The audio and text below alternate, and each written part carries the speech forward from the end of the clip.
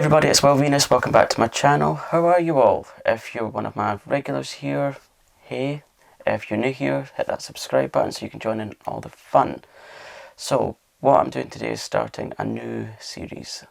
So, welcome to the first episode of Cobble Icons. Now, I really miss Corrie being on a Sunday, so I've decided that that's why I'm putting this video out at 7:30 on a Sunday, because that's when the episode on Sunday used to be on, before they changed it, I think, either in the late 90s or early 2000s. So yeah, here's your Sunday edition of Coronation Street. In this series I will be taking a dive into some of the most iconic Corrie characters. So yeah, there's thousands of them for me to get through, so depending on how popular this is, I'll be doing these once a week, every Sunday, so you will need to make sure that you're subscribed so that you're, notified and all that, so press that button.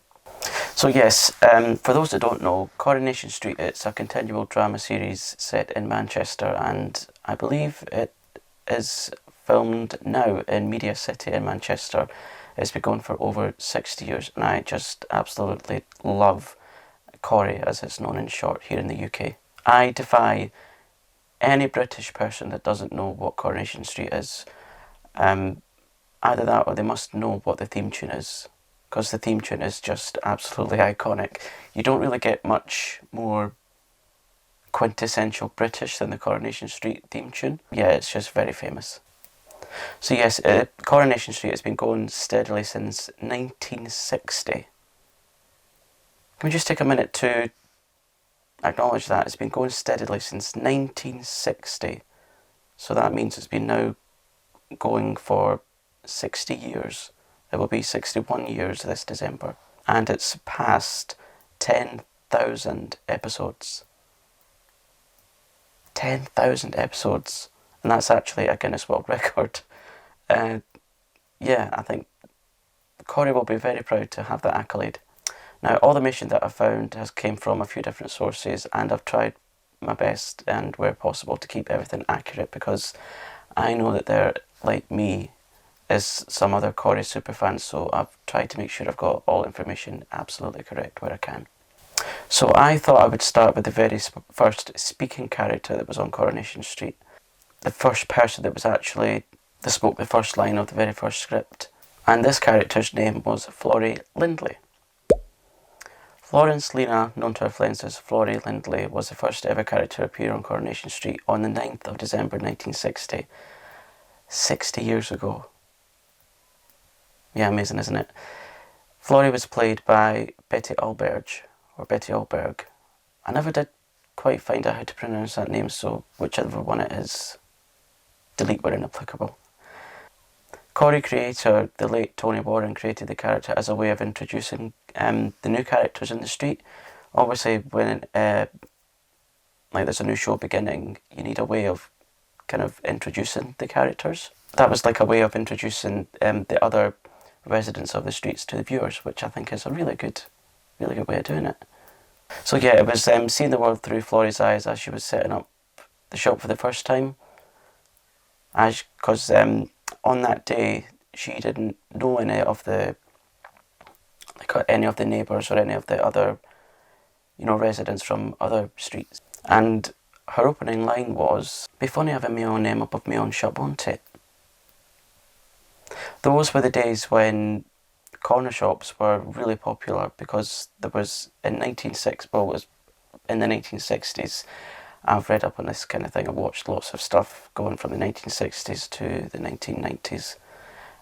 Back then, corner shops were like a real staple for British shopping, because I think this was in the days before things like supermarkets came along and shut all the corner shops and independent shops down. And also in those days, I couldn't find if it was just permitted in England or if it was like the whole of the UK, but in England, people were permitted to have their name above their door, just so that it showed that they were like the licensed person to sell goods, and it was like a plaque thing on their doorway. Now, so if you can imagine, you're a person that's new to the area and you're just setting up shop for the first time, and who becomes your first customer?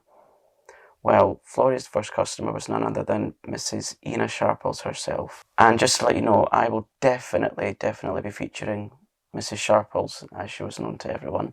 Those were the days when you had to call people Mr. and Miss and Mrs. So yeah, I will definitely be featuring Mrs. Sharples in a future video. Because you can't really be talking about Coronation Street and not mention Ina Sharples. You just can't. So Florrie, she was a 37-year-old, quite shy, quite an introvert person, and previous to coming to the street, she worked at the Farrier's Arms, a public house on Collier Street. She had previously lived on a street called... Now, I'm going to try and say this without getting tongue-tied. I get tongue-tied quite a lot. She lived in Esmeralda... there I go. She lived in Esmeralda Street, which from what I kind of researched and things, was a bit more of a salubrious residence than Coronation Street was. In comparison, Coronation Street was a bit more run down, shall we say, than Esmeralda Street. And so she came to Coronation Street and she had her new place of business and her home. So she, like I said, she became the new owner of the shop after purchasing the shop from a lady called Elsie Lappin, rebranding the shop as Lindley's Provision. She was quite nervous moving to the street for the first time because she didn't know anyone that lived there. At first she was telling the customers and residents that she was a widow, whereas in fact she wasn't a widow, but she was just separated from her husband Norman, who had actually left her for an engineering job in India, but we'll come to him a bit later on in this episode. Her first days in the street. Now, I'm trying to imagine what it would be like for myself, going to a completely new location to live, setting up a new business, trying to maybe make your mark on the place. So bear that in mind, and for what I'm about to read, it's a little bit unsettling. So the first few days in the street didn't really go that well for her because she was caught by police selling firelighters after closing time. Now, again, I don't know if this was an actual real law, but in Coronation Street law, shall we say, there was a local bylaw that meant sales of perishable and non-perishable goods were illegal after 7 p.m. And so in the first few days, she was caught selling these goods after 7 p.m. by undercover police officers. Not a great start to your new business and new home, is it? And so that happened, and she was taken to court and she was fined £1. Now, £1, it doesn't really sound a lot, but according to the currency and inflation that we have today, it's around about £16 that she was fined, I think. If I've got that wrong, tell me and I'll correct it in another episode. After this happened, she was told by other characters that this was like a regular thing that police would do in the area in those days to ensure that comestible stores upheld the law. When she found that out, she was terrified. What's the neighbours going to say? What's the customers going to say? Would it be in the local paper? Although the general consensus meant that none of the residents were that mad, as they say.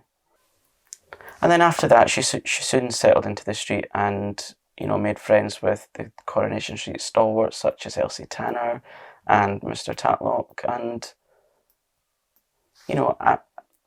like with most characters, after a little bit of time's elapsed, they tend to settle down into street life. Now, in 1962, Florrie decided that she was very lonely and started the search for a new partner. So she and Elsie Tanner went on a few blind dates together. Just a bit of female solidarity going on there. Because let's not forget, this is the 1960s, and in the 1960s it wasn't quite as, dare I say, safe as it is now. I mean, it's not entirely safe now, but it was a little bit more dangerous for women on their own back then. So Florrie was like compared with Elsie, Florrie was like the more youthful acting one. So she would maybe appear a bit more innocent than she actually was. So, like a little bit of a ditzy character, shall we say. But unfortunately, the dates they didn't really go too well, and after being stood up, which is unfortunate when you're looking for a partner, Florrie ended up seeing a man called Frank Barlow. Now, Frank Barlow is actually the father of Ken Barlow. Again, I'll mention him in in a future episode, don't worry. We'll get to all that. Florrie and Frank kept things quite quiet for a while because they were both recently widowed. Although Florrie said that she was recently widowed, but she wasn't.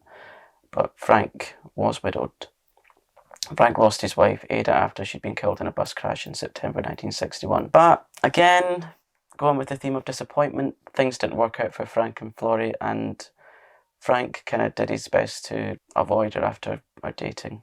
Frank later admitted that he wanted companionship and something that was a bit more longer term, and romantically he wasn't really that interested in Florrie. He felt that he didn't really have anyone in mind that could replace his wife or the memory of his wife.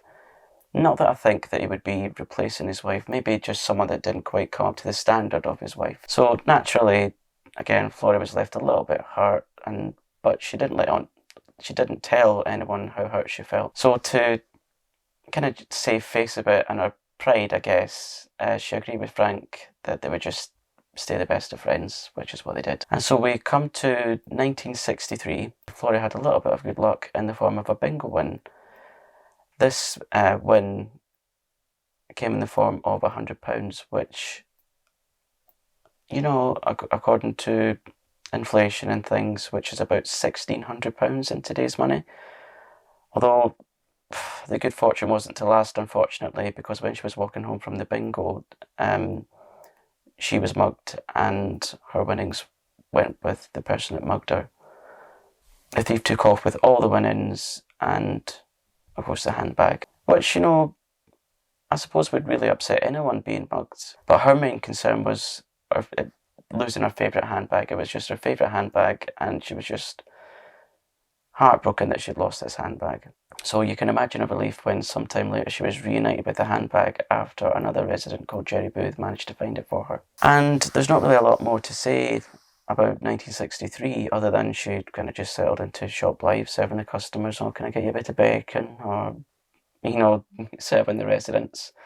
So now 1964 arrives, and some changes were to happen in the corner shop when Florrie decided it was time to open up a sub post office, and she moved the front door along slightly to prevent drafts, because in 1960s and things there wasn't things like PVC doors, or all you had really was draft excluders, and you can't really have a draft excluder at the base of a door in a corner shop because it's not safe, and because people can't get in and out. A girl's got to keep warm, and she's decided that she needed some assistance in the shop, and the person to fill that role was none other than Dennis Tanner, which is Elsie's son. Unsurprisingly, he wasn't much cop at the job, so he was, shall we say, relieved of his duties, and in his place was Irma Ogden, which was the daughter of Stan and Hilda. Again, future episodes. So yeah, Irma started working with Florrie and they got on quite well.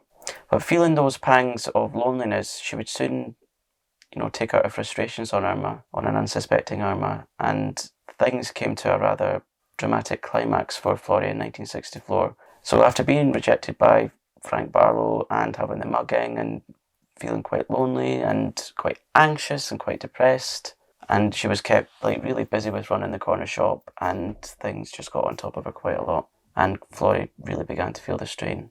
After a morning of feeling anxious and a run-in with Glenn Fairclough and a disagreement with Elsie Tanner, and just being generally suspicious of people talking about her, and she felt that people were making sniper remarks behind her back, she began to become really extremely upset, and a final confrontation that day with Irma, like a shouting and screaming match with Irma in the shop. She threatened to end Irma's employment there, and after Irma left the shop, Florrie had a mental breakdown. Now, if we just take a moment to think about, this is 1964 and primetime television, and in 1964, things like mental health weren't talked about at all in the mainstream.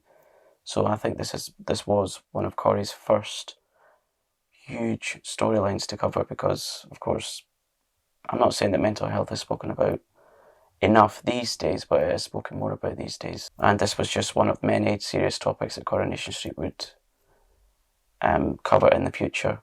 So at the end of that episode, Florrie was seen to smash up the corner shop and break down into a heap and just sob on the floor of the corner shop.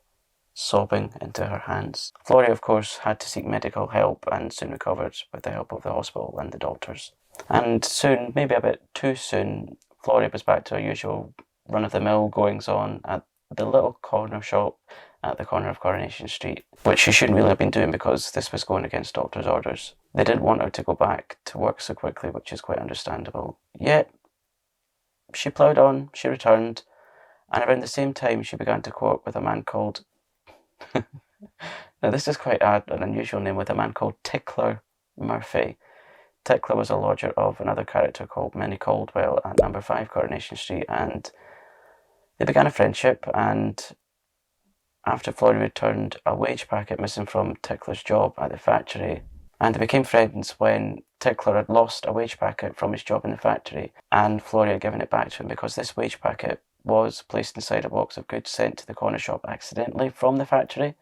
So it was a bit like someone put the wage packet into this box of goods instead of putting it somewhere else where he would have picked up his wages. And Tickler wrote a letter to Florrie to thank her for getting him his wages back, because obviously these wages are vital to...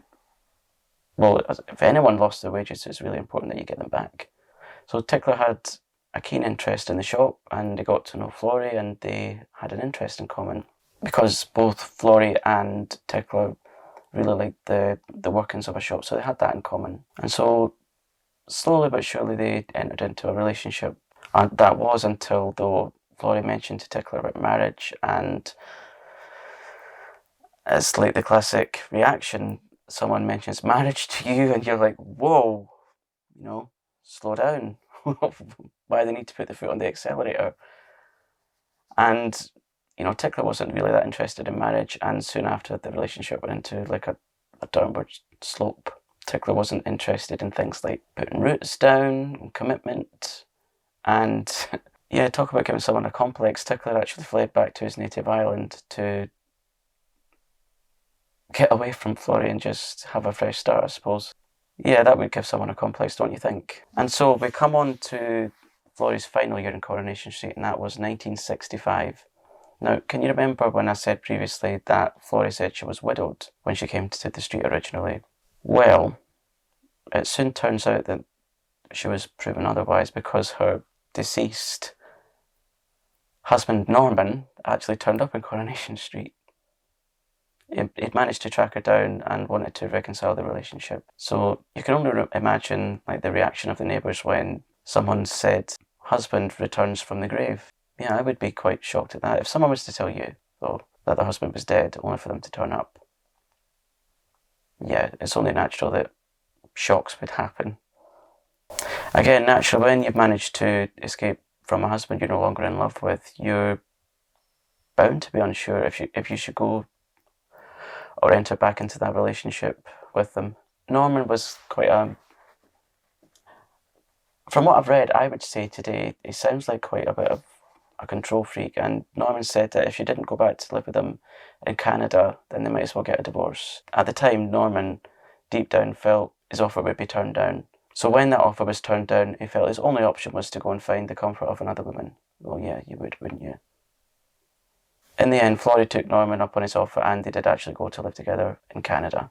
And so that was the end to the first speaking resident of Coronation Street, the first speaking character. She made her last appearance on the 2nd of June 1965, which is almost 56 years ago. Many lifetimes. After leaving the street, actress Betty Alberge went on to play regular character support roles in various UK television shows such as Brookside, which is another soap opera here in the UK. Well, it was until it finished in 2003. And other shows like Z Cars, Juliet Bravo, London Belongs to Me, The Lady Killers, and Casualty. She also worked in the theatre right up until the 1980s. Unfortunately, on the 18th of May 1991, Betty Alberge passed away, and she was survived by her husband Rupert and her daughter Christine and her 3 grandchildren. As with a lot of Coronation Street characters, when they leave the show, they're often mentioned in passing. And so in 1991, Emily Bishop mentioned her, and in 2007, as recent as that, Ken Barlow mentioned her. Florrie was mentioned again in 1967 when she sent a telegram to Elsie congratulating her on her wedding to Steve Tanner. And that was another wedding and another marriage that didn't go swimmingly, shall we say. But again, future episodes. And a little bit of trivia here. When Corrie creator Tony Warren originally wrote the beginnings of Coronation Street, he actually had the role of Ada Barlow in mind for Betty Alberge, but instead that role went to Noelle Dyson, preferring Betty as the shopkeeper. Betty was part of the original 21 character lineup when the serial dramas started, and Florrie was actually the last victim of the 1964 cast axings initiated by new producer Tim Aspinall. Over the years, there's been numerous owners of the corner shop by some truly iconic Coronation Street characters, such as Maggie Clegg, which is the sister of Betty Williams, known previously to that as Betty Turpin, and Alf Roberts, and one of my favourites, Maureen Holdsworth, which was played by the fabulous Sherry Hewson.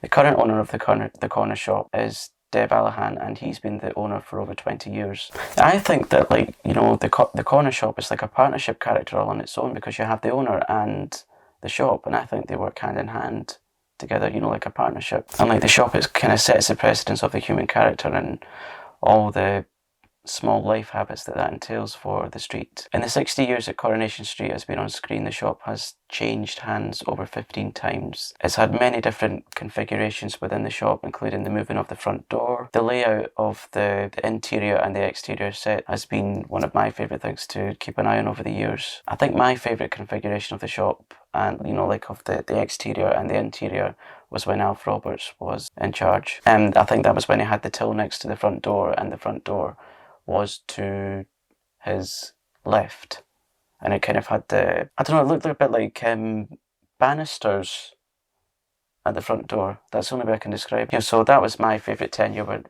when Alf Roberts had his, I think it was second or third go in the 1990s. What's your favourite layout of the shop? Tell me in the comments. These kind of things really excite me. I don't know why. Maybe it's because I'm such a proud Corrie geek.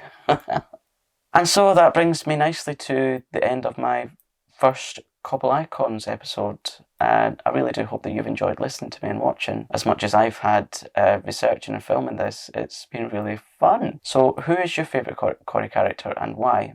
Tell me in the comments.